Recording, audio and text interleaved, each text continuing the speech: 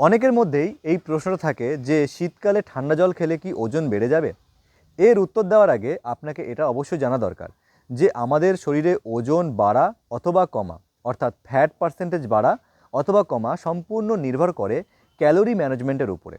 যে সমস্ত খাবারে ক্যালোরির পরিমাণ খুবই হাই থাকে সেখানে আমাদের ফ্যাট পার্সেন্টেজ বাড়ার সম্ভাবনা সবথেকে বেশি থাকে, এবং যে সমস্ত খাবারে ক্যালোরির পরিমাণ খুব কম থাকে সেই সমস্ত খাবারে ফ্যাট আমাদের শরীরে বাড়ার সম্ভাবনা খুব কম থাকে।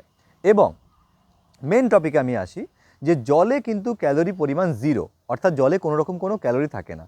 তো ঠান্ডা জল খেলে আপনার শীতকালে কোনো রকম কোনো ফ্যাট বাড়বে না অথবা কমবেও না।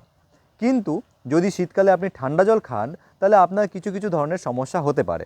যেমন আপনার টনসিলে যদি সমস্যা থাকে তো সেখানে টনসিল আপনার ফুলতে পারে অথবা ডাইজেশনের ইস্যু হতে পারে। তো সেক্ষেত্রে আমার সাজেশন এটাই থাকবে যে আপনি শীতকাল হোক অথবা গরমকাল আপনি নর্মাল ওয়াটার অথবা আপনি উষ্ণ গরম জল আপনি খেতে পারেন। এটা শরীরের পক্ষে খুব ভালো এবং ডাইজেশনেও আপনার খুব সাহায্য করে।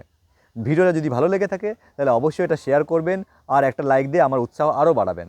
আর এরকমই ধরনের ভিডিও পেতে গেলে আমাকে ফলো অবশ্যই করবেন। হরে কৃষ্ণ।